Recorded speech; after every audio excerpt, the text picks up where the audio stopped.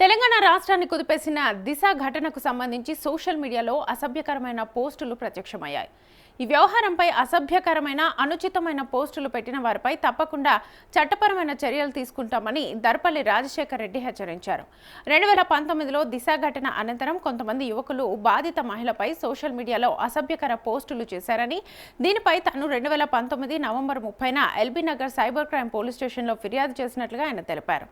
ఆ కేసుకు సంబంధించిన ఆధారాలు ఈ రోజు రంగారెడ్డి జిల్లా కోర్టులో విచారణకు వచ్చినట్లుగా వెల్లడించారు. నిందితులకు త్వరలోనే శిక్ష పడేలా న్యాయపరంగా కృషి చేస్తానని రాజశేఖర్ రెడ్డి తెలిపారు. సోషల్ మీడియాలో ఎవరి పట్లైనా అసభ్య పదజాలంతో పోస్టులు, కమెంట్లు చేస్తే కఠిన చర్యలు తప్పవన్నారు. యువత సోషల్ మీడియాను బాధ్యతాయుతంగా వినియోగించాలని, తల్లిదండ్రులు కూడా పిల్లలకు సరైన అవగాహన కల్పించాలని సూచించారు. ఈ కార్యక్రమంలో కాంగ్రెస్ నాయకులు ప్రవీణ్ రెడ్డి, ఉమేష్ సింగ్, విష్ణు, రోహిత్, నరేందర్ తదితరులు పాల్గొన్నారు. 2019 సంవత్సరం దిశ ఇన్సిడెంట్, పేరు చెప్పలేం కాబట్టి దిశ ఇన్సిడెంట్, శంషాబాద్ లో ఒక రేప్ కేసు జరిగి మర్డర్ జరిగి తర్వాత కాల్ చేసిరు అమ్మాయిని. అందరికి గుర్తుండొచ్చు కేసు, అది అప్పుడు కాల్ చేసిరు. సో ఆ కేసులో ఆ రోజు సోషల్ మీడియాలో అడ్డమైన కామెంట్స్ చేసిన పిల్లల పైన నేను కేసు బుక్ చేసిన 2019 సంవత్సరంలో.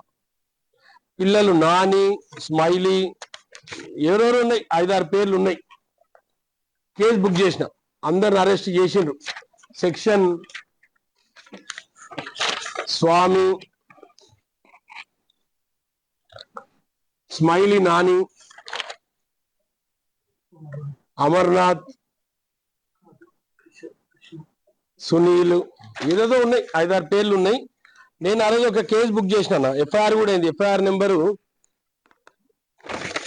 335/2019 LBRPS సైబర్ క్రైమ్ లా నేను కేసు బుక్ చేసిన. ఆ కేసులో ఈరోజు నాకు ఎవిడెన్స్ ఉండే. ఆ పిల్లలు ఎంత అసభ్యకరంగా పెట్టిరంటే, నేను సోషల్ మీడియాలో కామెంట్ చేసే వాళ్ళందరూ కూడా నేను చెప్తున్నా, అడ్డమైన కామెంట్స్ అన్ని పెట్టుకుంటూ పోయిరు అనుకో, నేను 2019లో కేసు వేసిన. ఈరోజు ఎవిడెన్స్కి వచ్చింది, శిక్ష పడుతుంది. 5 సెక్షన్లు పెట్టినాం ఆ రోజు. ఈరోజు ఏ లీడర్కైనా సరే, ఎవరికైనా సరే, అమ్మాయిలకే కానీ అబ్బాయిలకే కానీ, మీరు అసభ్యకరమైన కామెంట్స్ కింద పెట్టినట్టయితే ఖచ్చితంగా రీసెంట్గా ఒక సెక్షన్స్ కూడా అమెండ్ అయింది అసెంబ్లీలో. నేను 2019లో చేస్తే ఈరోజు ఎవిడెన్స్కి వచ్చేసింది కేసు. ఈరోజు ఎవిడెన్స్కి వచ్చింది. నేను సోషల్ మీడియాలో వాడుతున్న వాళ్లకు ఇది హెచ్చరిక అనుకుంటారా, నా సూచన అనుకుంటారా, మీ భవిష్యత్తు అనుకుంటారా, అది మీ ఇష్టం.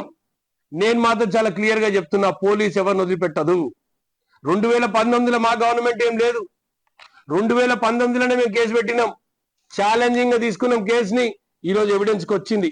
ఆ పిల్లలందరినీ అదే రోజు అరెస్ట్ చేసిండ్రు. అడ్డమైన మెసేజ్లు పెట్టిరు ఆ పిల్లలు, చెప్పరాని మెసేజ్లు పెట్టిరు ఆ పిల్లలు. ఈ రోజు అందరికి విజ్ఞప్తి చేస్తున్నా, కామెంట్లు చేసేటప్పుడు జాగ్రత్తగా కామెంట్లు చేయండి. నా రిక్వెస్ట్ వల్ల ఒకటే, మీరు ఎప్పుడైతే కమెంట్ చేస్తుంటారో జాగ్రత్తగా కమెంట్ చేయండి. ఎవరిని వదిలిపెట్టాం. అడ్డమైన కామెంట్లన్నీ రేవంత్ రెడ్డి గారి కింద కామెంట్లు, కేటీఆర్ గారికి కింద కామెంట్లు, బండి సంజయ్కి కింద కామెంట్లు, అమ్మాయిలు మాట్లాడితే కింద కామెంట్లు, రీసెంట్ గా కార్పొరేటర్ మాట్లాడితే ఆమె కింద కామెంట్లు ఏవైతే మీరు అడ్డగోలుగా పెడుతున్నారో ఇవన్నీ స్పేర్ చేసే కామెంట్లు ఏం కావు. ఖచ్చితంగా ఇవన్నిటిపైన కూడా కేసు బుక్ అవుతాయి. మీరందరూ జాగ్రత్తగా వహించకపోతే 7 ఏళ్ల జైలు శిక్ష కూడా పడుతుందని మీరు గుర్తుపెట్టుకోండి. నేను తల్లిదండ్రులకు విజ్ఞప్తి చేస్తున్నా, మీ పిల్లలు పెట్టే కామెంట్లను ఒక్కసారి చూడండి. మీరు అట్లా వదిలేసిరు అనుకోండి, మేమైతే వదిలం. Thank you.